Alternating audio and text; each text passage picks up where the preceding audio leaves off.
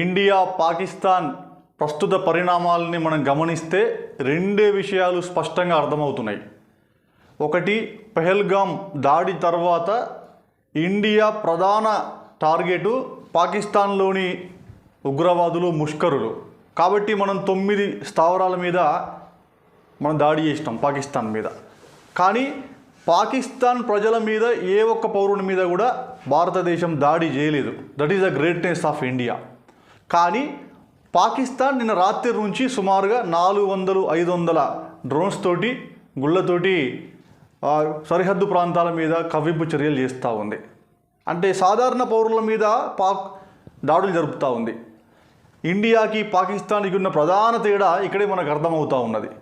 India 9 చోట్ల దాడి చేసినా ఎక్కడ కూడా పౌరుల మీద దాడి చేయలేదు. పాక్ పౌరుల మీద దాడి ఇప్పటిదాకా చేయలేదు. కానీ ఉగ్రవాదుల మీద ఉక్కుపాదం మోపింది.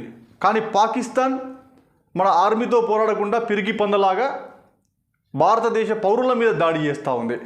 Shame on you guys Pakistan. థూ.